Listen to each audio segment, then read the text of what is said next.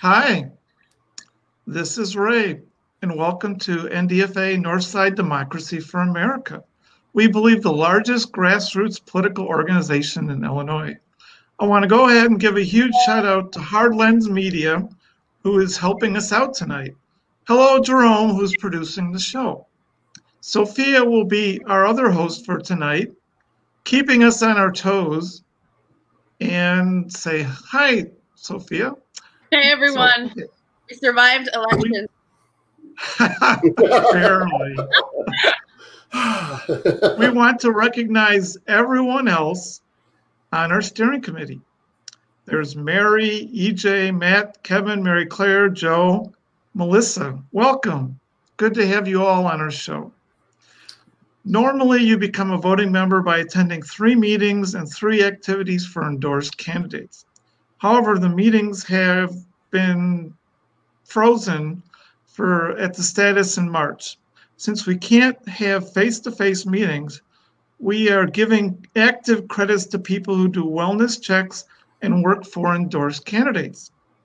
So our guests this month are going to be Senator Ram Villavam from State Senate, the 8th District, and is also the 39th Ward committee person. So we'll have lots of good information from him. Lindsay LaPointe, the State House Representative from the 19th District. Kim Dubuclet, the MWRD Water Commissioner, is going to say hi and thank us. And finally, Dan Cohen, the wonderful Democratic strategist, will fill us in with knowledge and other great stuff. So now that we're here, let's welcome Ram and start our meeting. And you can take me out, Jerome. I'll be back. I'll be back later, y'all. Oh, darn. Hi, Ram.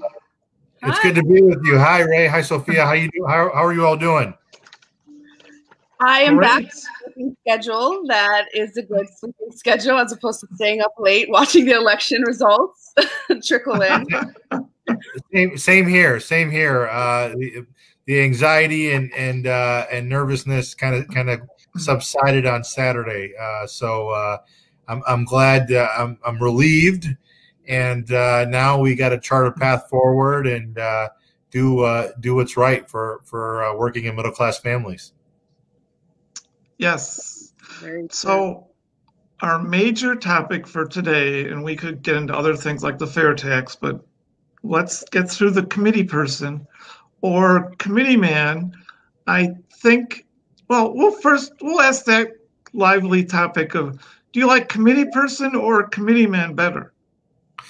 I like committee person. I like committee person. I think it's the right way to address the folks that are doing these positions, and I think it's important that we're inclusive of all genders, and so I like going by committee person. Yeah, that started a few years ago, and I'm hoping is catching on. So I think it is. That's my committee name. So yeah, absolutely, and you know this year's race, I'm sure you didn't expect to run during a national global health pandemic.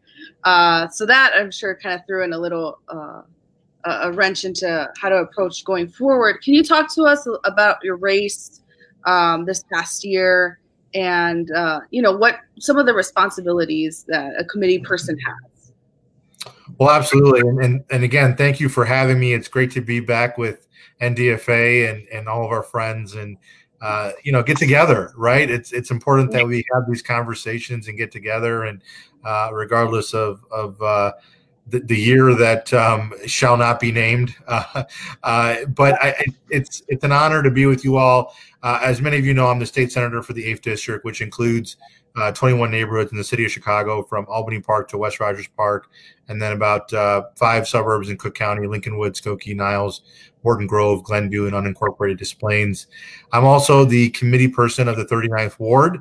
I took over for Robert Murphy last September, and it was an interesting situation because I became acting committee person while, in September, while I was collecting petitions to get on the ballot to be the committee person. And so, we obviously had to get on the ballot and kind of work with the folks that were part of the previous organization and create the new organization and so forth.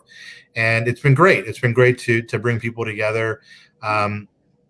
We had a lot planned in March, and we were able to February and March, and we were able to do some things. But when the pandemic really took off the first week of March, and obviously it happened before then, but we started to really see movement from the state in terms of the precautions and in terms of the seriousness of the pandemic.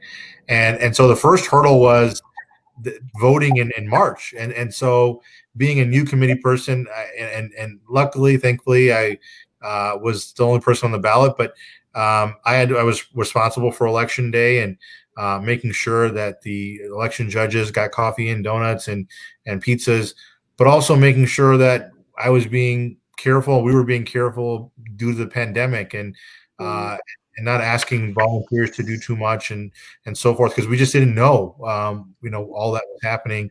We also ran into situations where, a senior building pulled out at the last second of being a polling location because they didn't want people like me who were younger to be bringing in potentially COVID to their building. However, there was a situation where the 108 seniors that lived at that building were going to come downstairs and expect to vote, and that wouldn't be the case. And so I had to get on the phone with the City Board of Elections and say, hey, we need to figure this out because I don't want to disenfranchise these 108 seniors. And the last thing we want them doing is walking or driving 6 blocks to the polling location that the precinct was reassigned to. And so those are some of the challenges that we really had dating back to the spring as to making sure we were respectful of volunteers' safety, making sure we were still caring for the election judges and the heroes that they are, and also making sure that people were able to vote safely. And so it was a challenge, and it still was a challenge for the general election, but we were able to get through it. Yeah, I can imagine too, like the struggle with like a last minute change and like how do you notify like voters in that area outside of just putting a sign, like, hey, go to this place to register to vote. There's several issues that we have to continue to address with our election system, and the reality is we should not have burdens for people to vote, period. I mean, it's that simple, and we need to back that up with policy and implementation. Yes. What would you think of an all mail-in vote system like Oregon? Well, it's funny because I chief co-sponsored the legislation in Springfield, and I say it's funny because first, we had the partisan discussion on the Senate floor, and my colleagues on the other side of the aisle, they started to talk about voter fraud and this and that, and you look around at the states that are doing this. You mentioned Oregon, there's Colorado, Michigan, and so many others. I point to the liberal state of Utah that implemented, expanding vote by mail and other early voting procedures. And so this is not a partisan issue. This shouldn't be a partisan issue. We need to make sure that everyone has the ability to vote. And so that's a legislation I supported in Springfield. I was a chief co-sponsor. It would make sure that people that voted in 2018, 19, and 2020 received an absentee ballot application. We expanded early voting hours, included curbside voting. The list goes on, and it was done in a way where it was methodical. It's a pilot program, so it was measured. And so it's just the right thing to do. And look, that's one aspect. We got that done. And we saw the record numbers of folks that utilized vote by mail. But this is part of the discussion and conversations I had with the City Board of Elections as a committee person, which is we also have to plan for the realities. Because the realities are there are certain people, look, my mom and my mother-in-law included, they're going to vote in person. on election day. They're going to vote in person early because that's what they do. That's just what they do, you know. And look, my mom, she was approached by two of her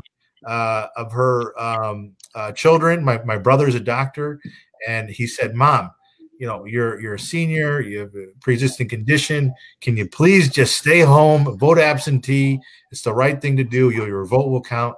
And then you had, you know, her other son as a state senator who said, "Mom, I chief co-sponsored the bill so that you could vote safely from home." And she looked at both of us and she said, "Look, I appreciate it. I appreciate it, sons, but this is what I do." And she went in, she picked an afternoon.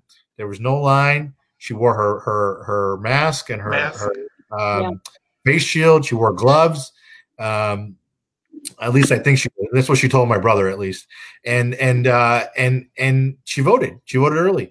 My mother-in-law, she did the same thing. She said, "Look, I appreciate it, but I like to go in person on election day. You know, that's what I'm doing." Yeah, we only have 3 minutes. It goes really fast. Yeah. What would you like to address that you thought were the most important issues about this process that you learned and you'd like to tell the audience about the committee person, you know, role and responsibility? It's really an important position that doesn't get paid, and you know, bring some light to it. Absolutely. So first and foremost, it's a volunteer position, which means that it's incredibly volunteer reliant. So I just want to first and foremost thank the volunteers, Ray included. We had so many volunteers of the 39th Ward Democratic Organization that not only worked election day, but that we did a successful 250 plus person yard sign drive-through event for voters in the 39th Ward. But it's volunteer based. It's so incredibly important to make sure you're engaging your volunteers and you're including their thoughts and opinions on how to move the organization and move the ward forward. The second thing is communication with the City Board of Elections. This is where I've struggled. You know, they have a tough job, no question about it. They need to make sure that citywide is operating appropriately. And what they did was they moved all of the polling locations, or most of them, to public facilities after seeing what happened in the primary. So they moved them to park districts and schools because they know that public facilities, they have more control over in terms of closing or not closing at the last minute, which is fine. But at the same time, they need to do a better job of communicating with the committee persons, because there were issues. There were challenges with where they moved the early voting site and so forth. So that's a conversation. That's why I say it's not just policy, it's implementation. So that's a struggle that every committee person has. And the last thing is, you know, making sure that even in the COVID world and economic downturn and civil unrest, that we continue to do community events. We tend to engage the registered voters of the ward. And it's hard because people are living their own lives. They're dealing with their job, their kids, the struggles of life. And so finding a time to really engage with folks is hard, but we need to do it because that's how we become better as a ward, as a party, and that's where we get our strength, is from grassroots voters who we need where we need their input. So those are some of the challenges and opportunities that I think committee people have. But no question about it, it's a tough job because it's a volunteer position, and the people that are part of your core team are volunteer, and they have lives too. So we're trying our best to make it work. Great. I think we come to the end of our interview. Ram, thank you so much. You were insightful and delightful. Thank you, Ray and Sophia. Thanks for all that you do, and just, you know, a message to everyone to get involved with NDFA and with your committee person. It's a great experience and a great opportunity to have your voice heard. Thanks again. Yes. Okay. Bye. Next up, we have Kim Dupuclay, Commissioner for the Metropolitan Water Reclamation District. Kim, why don't you join us? Hi, how's everybody this evening? Hi. Hey, Kim. Yeah, had to reboot, but I'm good now. You look even better. Better than the yellow. That was different, but it's okay. How are Yes. you doing? How are you overall? Well, thank you. I'm doing well. Thank you. I'm, managing through the pandemic just like everyone else. And I thank you for inviting me back to thank the organization and all that you've done to support my candidacy. I really could not have done it without your organization. It's, as Ram alluded to earlier, we had a very difficult primary fight, not only because there were 10 candidates on the ballot, but also because we were campaigning in the middle of a pandemic, which no one had ever experienced before. So the committeeman's job was twice as hard. I believe the candidate's job was twice as hard. And but we made it through. Thankfully, the governor didn't cancel the election, which I think a lot of people thought he was going to do. We made it through the primary. We made it through the general. We're all very excited. As I said when I was running for the primary, that we need people in positions like mine at the Water Reclamation District to really look over the environmental controls, which have been decimated by the federal government under this last administration. And so now we're going to have a new administration. It's even more exciting because we can work with this new administration to put back some of those controls that have been in place for decades to make sure that our water and our environment stay safe. What would be two of those controls you view as most important? Well, what gets dumped into Lake Michigan is one. Controlling, and another one is PFAS, which is the amount of plastics that go into the lakes. And I think I read already that Biden has some ideas on how to control PFAS. So it's very exciting. Great. Okay, I think we just had time for a couple minutes for you. Did you want to do a closing thought? Well, I just want to say thank you again to all of you all. I also just want to reiterate what Ron Volivolam just said, just how difficult the committeeman's job is. And I'm very grateful to all the committeemen for their support. And also to give a shout out to my two slate mates that also won, Cam Davis, who used to be a Great Lakes czar under the Obama administration. So he was reelected, so I'll be serving with them. And then someone new, Ada Sepulveda, who is currently the Hanover Park clerk, a young millennial Latina. So we're excited to work to, Cam and I are excited to rejoin the board, and we're excited to welcome Ada to the board. So thank you again. Yes, I thought you guys had a great slate that really will improve the board, and you're totally right on track. I mean, it's just, we're so lucky. I'm very excited. Sophia? Yeah, we're very happy to have you on board and excited for what's coming up next. Yes. I'm happy to come back anytime to talk about the work that we're doing and how your organization can be involved and anything else you may need. Yeah. Later in the year or early next year. Yes. Okay. Thanks. Okay. Thanks for your patience. Okay. Our next guest will be Lindsay LaPointe, and talking about more interesting things that happened in her election. Hi, Lindsay. Hi, Ray. Hi, Sophia. Great to see you both and to have an NDFA meeting, even if it's remote. Yes. Oh, it's always fun. And what's more important is we're trying to inform people and bring more people into the fold. So what do you think were the reasons for your victory this time? It was this time astounding. Sort of the first time. So for people that don't know, I got through my general election, I won, and I got through my primary in March, but this was my first time on the ballot. So this is a big deal. And I learned a lot. Before I talk about that, I do want to give a big shout out to NDFA because I went to your candidate and volunteer training. I've been twice, and I think the first time I went was summer of 2017. And I learned so much, and I rely on that information now. And one of my biggest takeaways was one of the presenters saying, "It's July. You're all sitting here on a Saturday. So when you're going out and campaigning or talking to a voter as a volunteer, you have to remember you're not normal." Like you can't, like, voter speak is a real thing because I say this with love, the nerds at NDFA are the nerds that are going to sit in the Irish American Heritage Center all day Saturday in July. And I'm so glad I did that. And I think back and I remember Andre Vasquez was in a training with me, Maria Haddon, who are both Alder people now, Mary Marwig, who put up a great fight to be state rep of the 20th district, and Casey Smagala, who ran for alderman in 39. So it was a great group of people, and I learned a lot, which helped me win my first 2 elections. Yes, and I love many more.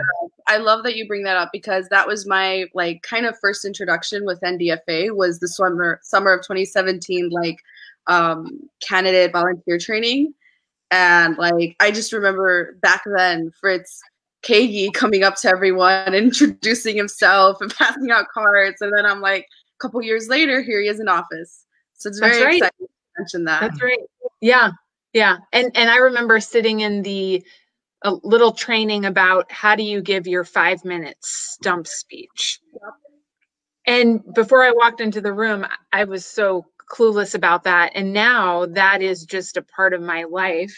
And it's a part of door knocking, but you always have to be ready to explain who you are and what you're doing in 3 to 5 minutes, and to do it in a way that's human, where people remember you. And we can all do it because we're all interesting people. Anyway, I love NDFA. What was the question? How did I win?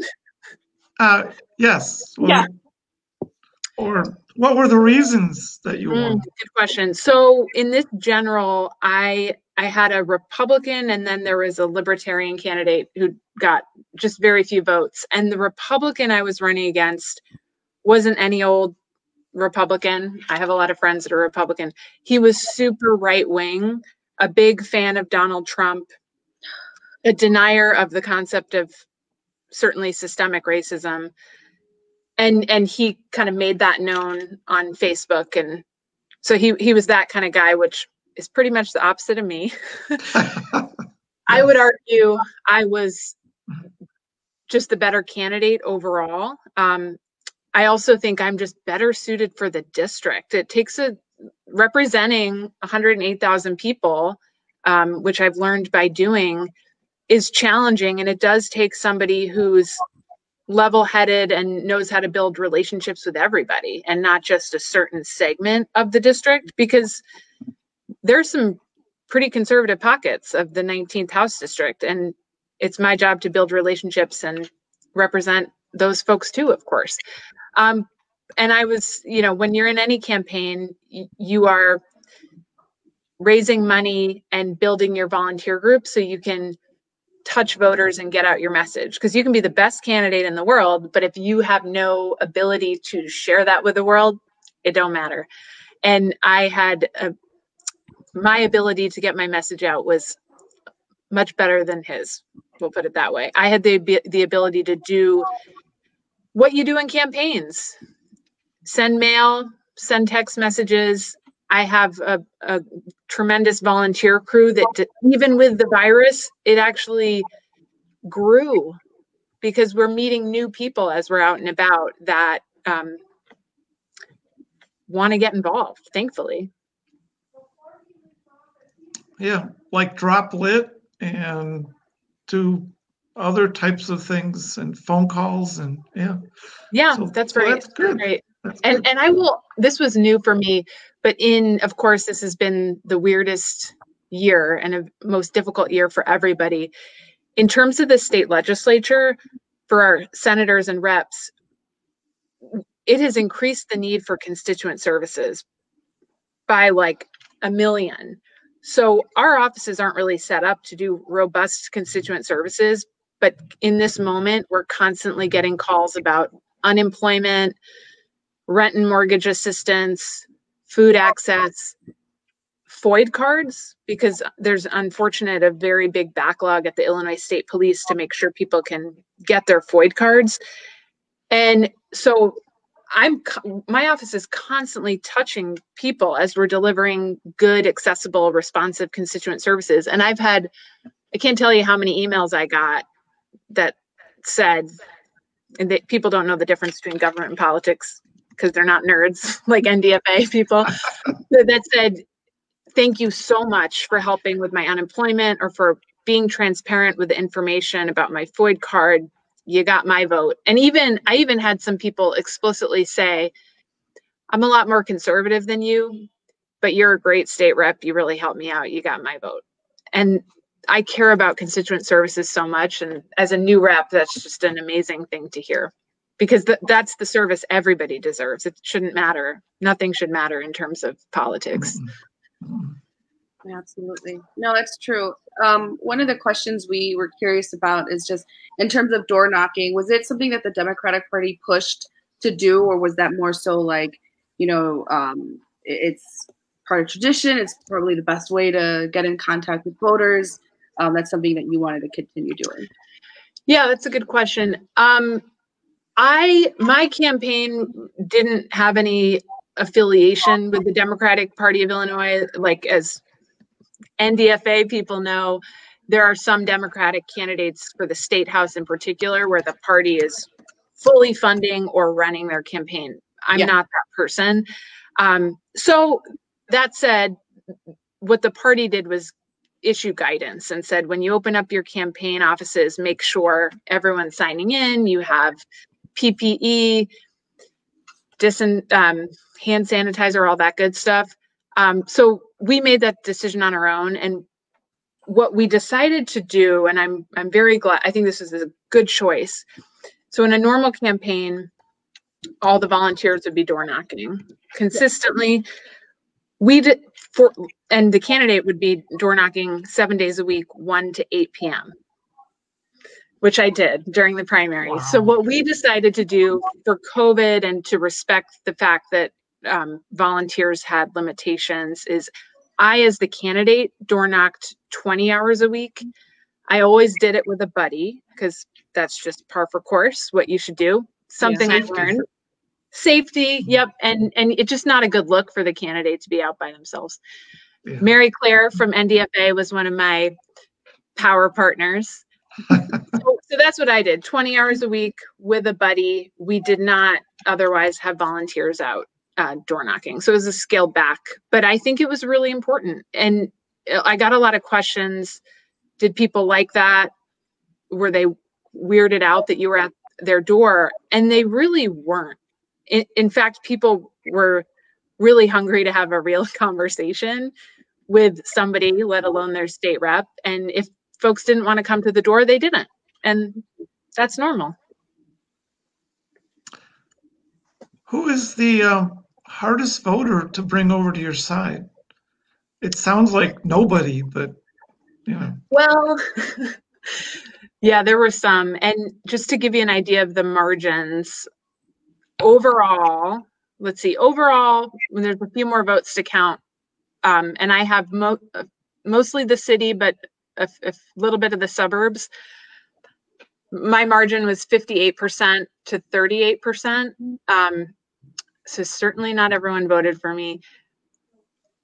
There's such a diversity of constituents. I'd say the hardest were the folks that, when they heard I was an elected official or a politician, it was immediate. I carry all the baggage of all the corruption that any elected official has ever engaged in with me, just being the incumbent. So a lot of folks slam the door or start to slam the door. So that was a challenge, but I actually, who I am actually, I'm a pretty good, I have a pretty good response to that. And that is, first of all, I'm a Democrat, yes, but I represent everybody. And I'm new to this too. I've been in the role for about 15 months, and I stepped up to get involved pretty recently. I started volunteering for Chuy Garcia in December 2014 because I was frustrated. And the only way I know how to change things is by stepping up and getting involved. And when people hear their incumbent state reps say that, and they see me, I'm a younger elected official, there were some folks that they slammed the door and they weren't hearing it at all. But there were a lot of folks, even independent and Republicans, who, like, there was a little spark in them. Like, oh, okay, what? Tell me more. So a tough nut to crack, but not uncrackable. Sure, sounds like you did a great job. What issues do people / voters care about the most, especially now? Yeah.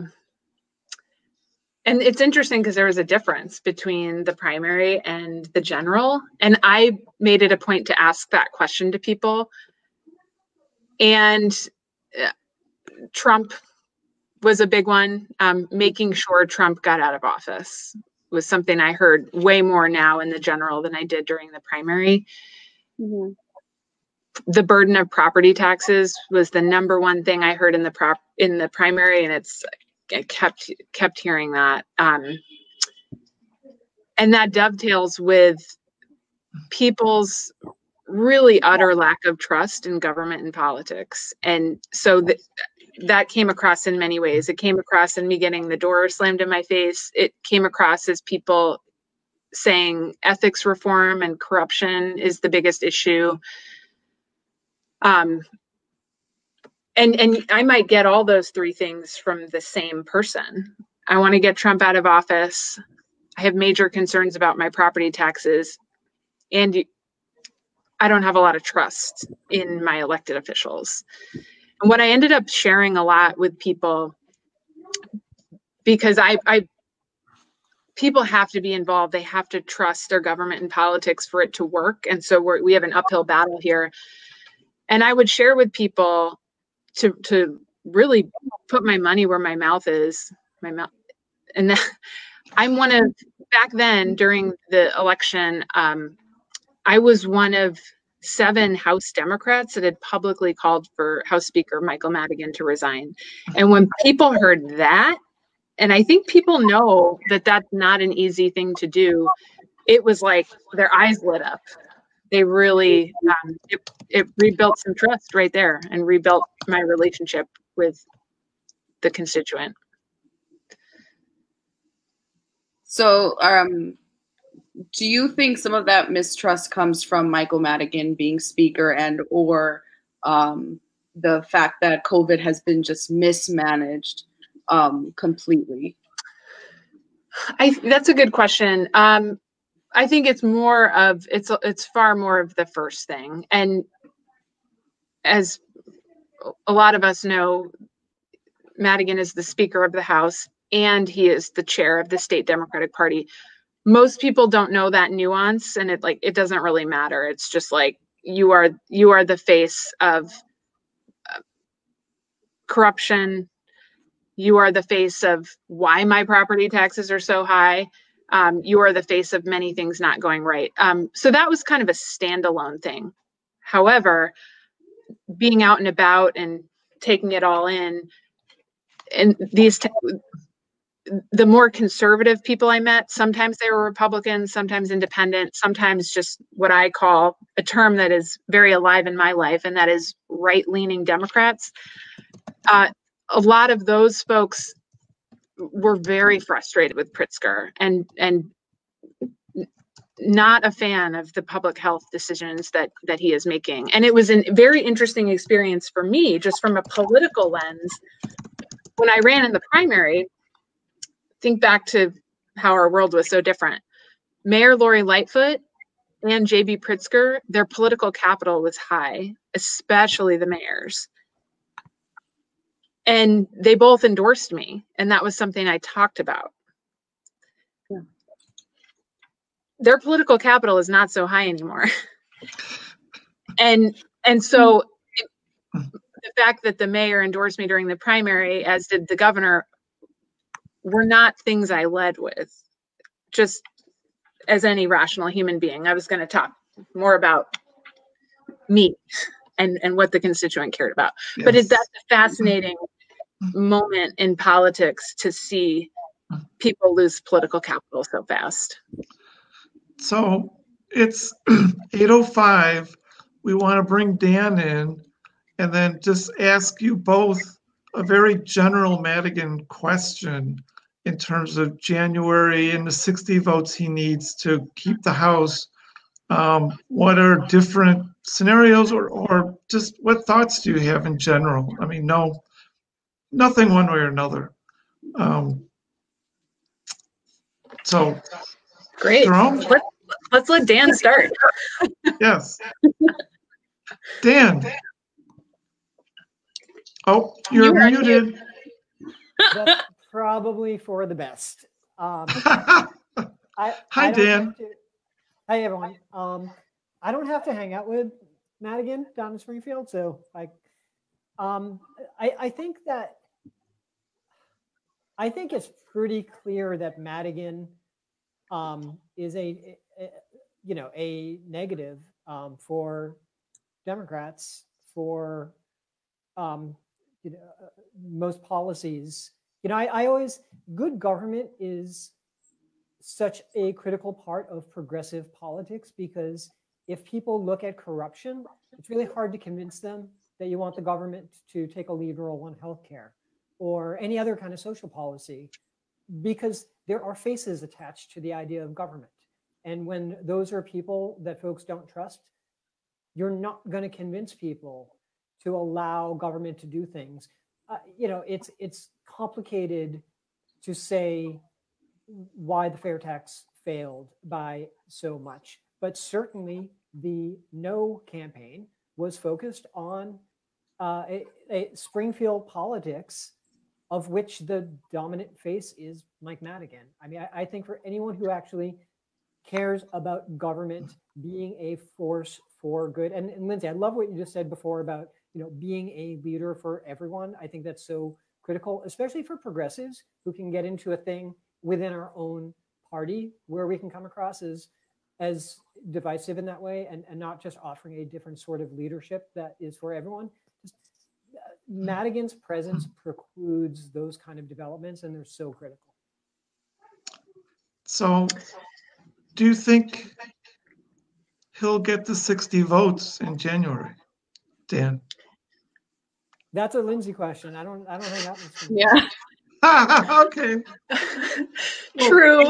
True. I'm one of those insiders now, so I guess it is my question, as I get accused of. I mean, the answer is I don't know, but let me offer some color. So there are 8 House Democrats, and first of all, just so good point. Prior to this general, we had 74 Democrats in the House, and there are a few races still up in the air. But what's looking likely is we will walk away with 72 Democrats in the House. So it looks like we've lost a few seats. We still have a super majority. So let's say we end up with 72 Democrats in the House. The speaker does need, whoever it is, needs to get 60 votes to be speaker. And what we know based on public information is there are 8 people that have 8 House Democrats that have publicly said either you should resign or I'm not voting for you for speaker. And that has never happened before. So we are in a whole new territory. And although we don't know what's going to happen, what we're seeing just in the last week is something that also has never happened before. And that is a few things on both sides. So our Senator Dick Durbin came out publicly to say he thinks the speaker should resign from being head of the state party. The governor said the same thing. Senator Duckworth said the same thing. Congressman Quigley said the same thing. Jan Schakowsky said the same thing. So there's this cadre of people who are raising their voices that kind of helps the 8 of us who have went out on a limb and said what we believe. And now, and just in the last few days, we're seeing stuff on the opposite direction. A whole bunch of leaders in the trades came out a few days ago to say we stand by Madigan. The AFL-CIO took out a full-page ad in the Chicago Sun-Times today in defense of Madigan. So my point in sharing all this is there's I would not call it infighting. I don't really think that's appropriate. It's just a conversation about who should be leading the House or the party, and it's been fairly respectful. But both sides are pulling out the stops. So I don't know what's going to happen, but we've never, even though I'm pretty new to this, I know enough to know that we've never been at this moment before. And a lot of it's going to happen behind the scenes. And even behind the scenes, it's like, I don't get to be involved in everything behind the scenes. There's like pockets of curtains behind the scenes. That's really you point that out as well, because you know, someone that is in office, especially a Democrat, does not want to lose any kind of union endorsement. And after being outspokenly supportive of Madigan, that does cause some friction. Yeah, and I'm sure that is a concern that has crossed the minds of some people. But it is harder to retaliate against 8 people than it is against 1. So that's something that people need to keep in mind.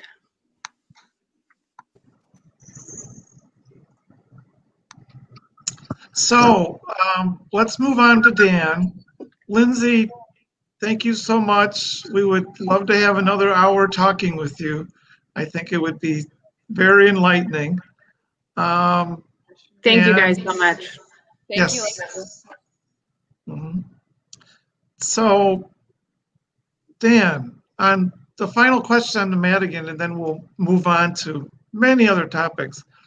Do you think Madigan should step down as both party chair and speaker, or would it still be okay if he stayed at party chair and let speaker, or vice versa?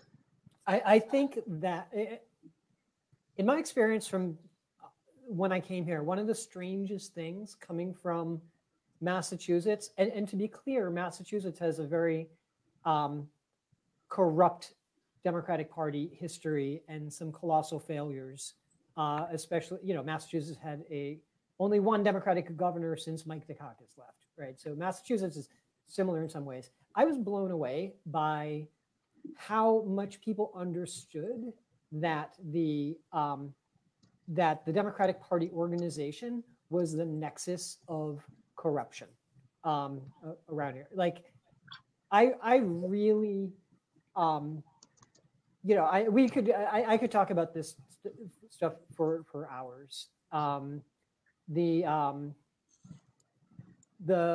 So much of what I learned when I came here, the election rules that are unique to Cook County, to Illinois, that make it incredibly difficult for insurgent candidates, for challengers to get on the ballot, the finance rules, and the way that the money flows work. I think that asking if Madigan should no longer be the chair of the Illinois Democratic Party. By the way, I'm seeing a note that people can't hear me. Is that something I need to address immediately? If you could raise the volume, that would If be. you can raise your volume a little bit. I don't know how to raise my volume. Oh, okay. Then we'll be fine. Wait, Cam, let me see. Audio. That's okay. Well, let's move on. Did this work? That works Yes. better. Yeah, it sounds a lot better. Cool. Okay. I think the question of whether Madigan should step down as chair of the state Democrats just scratches the surface of the kind of reform that people should push for here. And I think we see that in so many outcomes.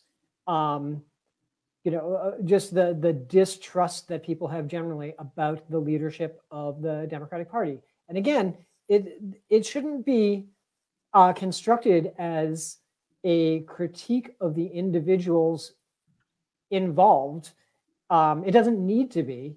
It just, people need to reckon with the idea of, if we want, you know, if we want to gain people's confidence to move progressive legislation, to move progressive policy, we need to be demonstrating that folks are deserving of the trust. And that includes our politics, not just our policy options.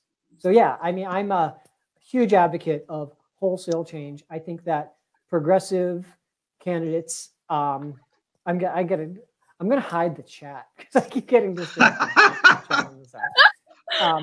I think we need really substantial rethinking how we do politics here in Chicago, in Cook County, in the state, top to bottom. And I think the worst situation would be that we view Madigan no longer being party chair as success. That is just scratching the surface.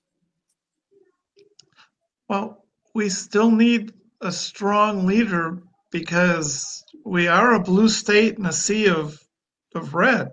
Indiana, Missouri, Kentucky, Iowa. And we need somebody who can forge ahead and make sure that the Democratic Party and Democratic policies, are continue to stay with us. So in that regard, do you have a couple ideas of how we could make this process better without Madigan and so that people will trust us more? I mean, I mean, I don't want to take up the whole time talking about, just I think that, look, the process for getting on the ballot here is absurd. When I tell people in other states, the process here, they first off, it's one of those things where you explain to people the process and the appeals process, and they just assume that you must not understand it because there's no way that could actually be like create a system of fair ballot access. The finance, when I first came out here, people were excited because there was a campaign finance rule, and it was Ed Mullen actually who explained to me the new campaign finance rule, and immediately I was just like, so wait a minute, so you're going to limit the amount of money people can contribute to candidates, but allow the floodgates open to the party organizations, thus giving the parties more power than the candidates to define any number of things, their own platforms, their own campaigns. Like, yep. I mean, there's just like and that's a just big one. To your point, Ray, about needing a strong leader, like maybe we don't need a strong leader. Maybe we actually need a democratic system in our Democratic Party. Maybe the idea of what passes for a strong leader here is the greatest detriment to the public policy goals that we actually have. So I would say if the strong leaders we have in those leadership positions right now are causing that kind of harm, then let's not assume that we need to replace them with someone, strong by that definition. There is a thought out there that Republicans lead from the top down and that Democrats, the majority of the time, lead from the bottom up. And that has advantages and disadvantages. And for now, that's given on a national basis, I believe, the Republicans a significant advantage. What do you think about that? I think it warms my heart to think of Democrats leading at all. I think that I mean that's that's a nice jingle, but I mean with what we are talking about right now, I mean the leadership is coming, and you look. I mean, Lindsay just laid out the number of entities that are coming to the defense of Mike Madigan right now, and they're not doing it out of a deep concern for democratic values, progressive values. That's not their interest. And also the people on the list who are coming. I mean, you look at the full list of who is coming to Madigan's. It's unfortunate sometimes, folks who we feel are allies in these fights, who are just taking the easy way out to probably maintain a relationship with him. I would have, I mean, look, from a campaign organization thinking about leadership, right? I mean, I think there is an interesting idea of does, leadership come from the bottom up or from the top down? Because I think it's really important in campaign organizations, and I don't think parties are terribly different from this. You need to have the voices of your mass base heard. You need ideas to come from that. That's where you're going to get the best insights. That's where you're going to get the best ideas. But that then has to be cobbled into a strategy, and that's not generally done best by a committee of the millions of people, right? So there's a way that those ideas, they have to be heard, and then different groups of people representing the different factions there, kind of come to the table. But that's still very different from one person always just saying, here's what I want to have happen, especially when there's serious questions about, are those being done in the benefit of the party or in their own self-interest, right? So. Well, one of the questions that I have kind of like loop us around the presidential election, considering this past Saturday, we finally got the results. We think. No, we know. I'm not doing that anymore. But can you talk to us a little bit about your thoughts around the presidential election? And then this is one of the questions somebody posed from steering is just, could we have won if COVID hadn't happened? I mean, so one thing, look, the place that we are with analysis of the presidential election is we don't know enough yet. Yes, we can say confidently that Joe Biden won. That was a joke to suggest otherwise. And given the very sensitive political climate around the country, I want to be clear about that. We're at the point where there's just enough information for people to come up with really bad theories. And I mean bad theories, not that they might not be correct, but there's just enough, people look for a couple data points that reinforce something that they believed anyway.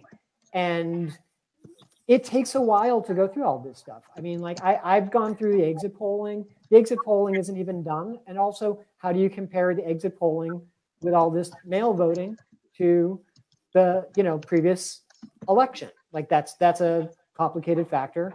Like most methods of research, they're never perfect, but they still, shed some light. So there's things we're starting to learn. But I think of, could Biden have won without COVID as the same as people saying, Bernie would have won.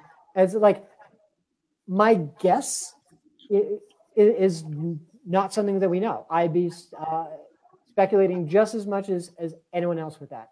Do I think that Biden would have won without COVID? No, I don't. I think that what we know so far from the electorate that came out, and again, I mean, I'm doing that thing where you declare we have uncertainty, and then I'm going to make lots of statements that sound certain. They're not, so take everything with a grain of salt. But what we know so far is that the electorate that came out looks more moderate and conservative. Turnout seems to be higher in most places.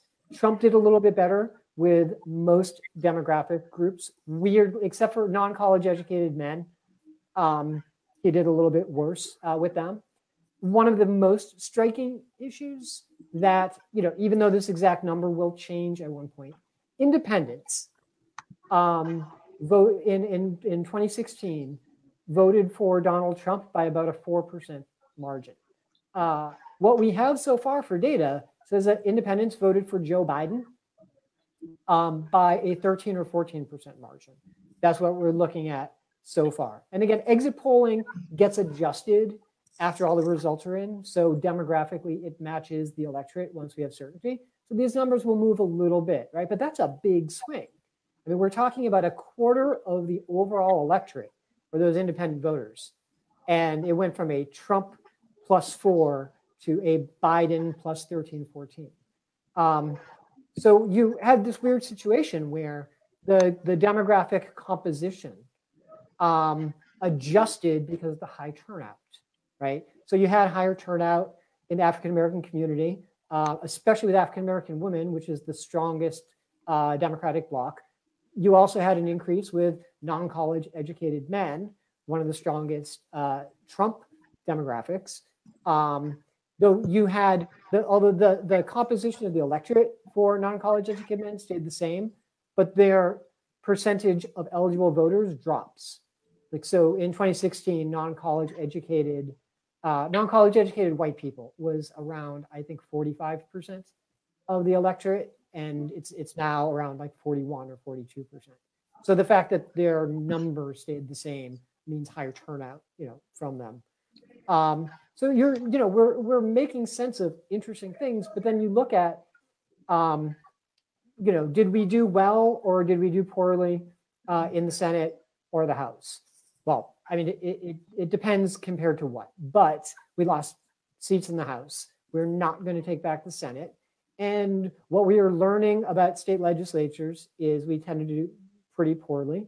And ballot questions, at least the ones that I was following, which is not all, because I know like Florida had a $15 an hour minimum wage.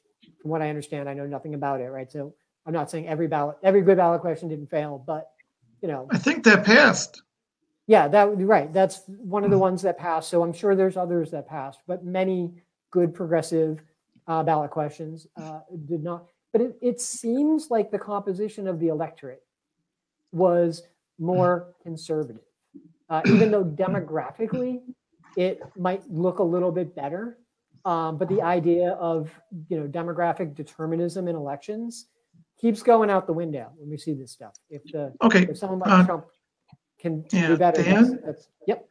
I want to address something that kind of reflects on everything in terms of what you're saying, the more conservative and things like that. And we only have 3 minutes, but this is so important.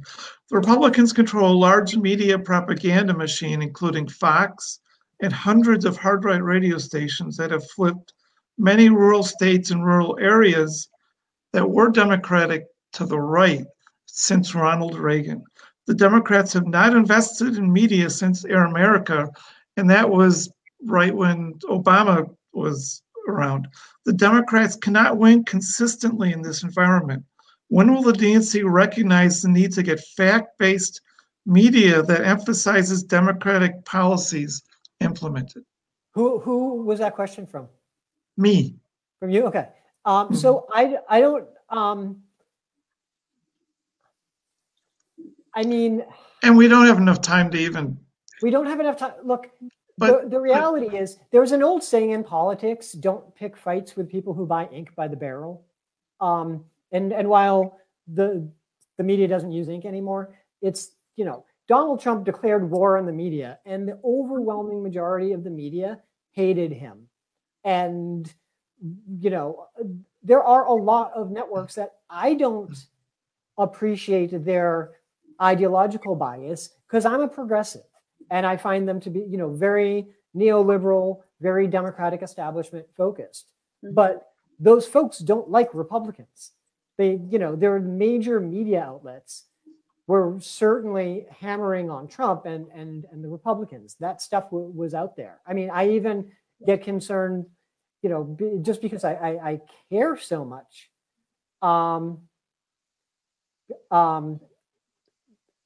about having a robust journalism. I got irked at some of the questions that didn't come about Joe Biden as much as I wanted him to win. So I think that the failures of media, the failures of investment in media are very complicated. I don't disagree with the lack of a vibrant progressive media, but in terms of a democratic media, I think there is one. I don't think it's terribly. I don't get thrilled by it. I keep getting distracted by the chats. There's something going on in Georgia. Yes, we wanted to. Race. Yeah. Give us your perspective. No idea. I am confident that nobody has an idea. This gets into if you have a pet theory about how elections work, you can apply it there. But I mean, look, Georgia is not a state where Democrats are normally, winning statewide elections. But they have Stacey Abrams. Sure. And when you look at the reason I brought up the thing about the independents, right, is the people that put Biden over the top were not a progressive coalition surge that did it, right? Now, the progressive theory of needing to ramp up turnout wasn't tested, right? We didn't run a firebrand progressive to test whether that would have had a significant effect on the left. So maybe that theory is right, but it was not tested. The electorate that showed up for president, which is normally your highest turnout race, is probably not ideal for a special election in Georgia. On the other hand, special elections are always weird and unpredictable. If people just throw $100 million down there and do the same things that Democrats just always do, if they don't invest in turnout, if they don't revamp their messaging, and include with this now the backdrop by the point of those elections is Biden will be president. So the Republicans have a new talking point. I wouldn't put, look, I want desperately I want the Democrats to take the Senate, and I want DC to be split up into 120 new states, and then we can pass constitutional amendments for all of our electoral reform goals. I want desperately for that. I don't feel confident about it. But having said that, it's not like we're going to get our asses kicked. It will be a competitive enough election that, anyone with any free time between now and January 5th, you know what you're doing. Something like that. Yep. Dan, I gotta say, it's really insightful. I think we're short on time now, but we would love to have you back. Not this year, absolutely going into the next. So look out for that invitation. Thanks for joining us. Yep, not a problem at all. Thanks, guys. Thank you, Dan. Yep. All right, let's bring Joe back in. Yes, Joe, do your thing. I'm back. Okay. Got the chills. Yes. Things have multiplied. Oh boy, no, that was fun. Yeah, we definitely needed a longer show today because so many different tangents and a very active comments section going on right now. Great. That means people were involved. Indeed. So we're gonna, but I think for tonight we do need to wrap it up. At least, I know Ray will probably plug it as well. But for those of you who are voting members, we're going to do a meeting on Monday evening on Zoom, and this whole Georgia Senate thing we're going to talk about. And I'm stealing Ray's lines here, and I apologize for that. But go for it. Hey, we're all together. Dan, Ray, why don't you take us home? Okay.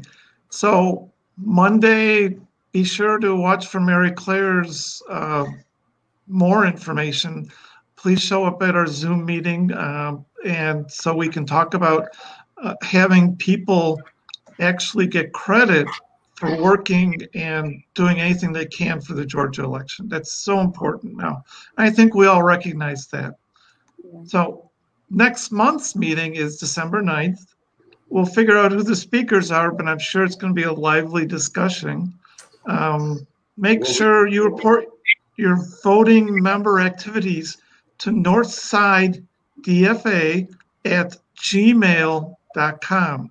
So send an email with all the last month or two voting activities so we can keep everybody current and make sure we have the most voting members as possible. Thanks so much for everybody for discussing the historic elections and campaigns, and time for our sign-off. And yep, by the way, Carl, I'm wearing the Indians hat because of Shane Bieber and Trevor Bauer winning Cy Young Awards today. Anyway, yes, that's why. So thank you, Jerome. You can take us down. See you all next month. Yes, thanks again. Everyone.